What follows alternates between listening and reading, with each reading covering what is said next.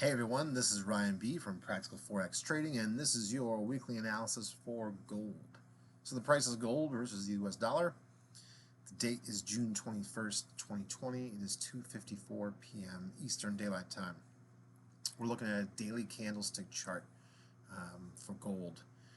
Candlesticks, the way they read, each green candlestick implies a day that finished with a price higher than it started, and red is the opposite, so the day finished with the price lower than it started.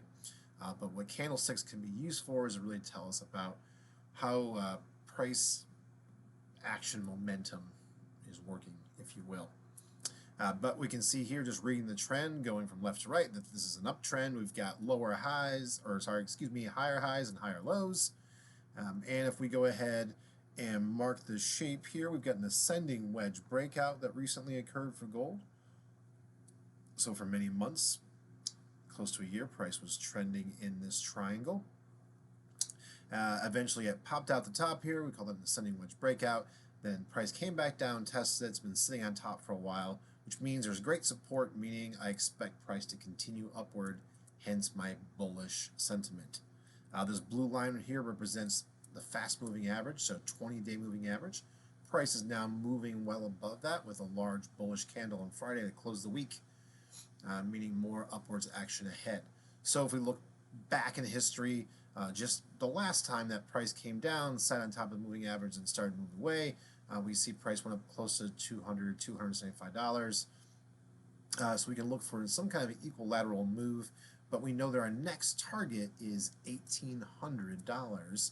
How we know that is, if we look at the weekly chart, sorry that looks a little bit scrunched for now, but I wanted to show you this, that if we look all the way back here to 2011, 2012, we can see that was the last time price was in this range, and we see that last time price is kind of tapped out about $1,800, and it happened 3 times, so that means that paints us a picture of where our next resistance is.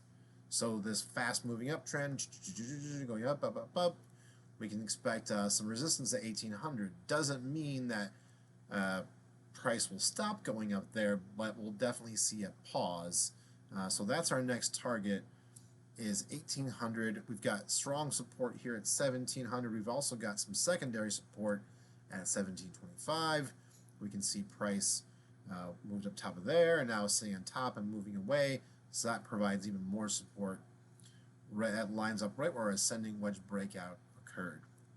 So if we go ahead and make a parallel trend channel, we use that parallel channel tool, and we go ahead and mimic the angle of this main trend line.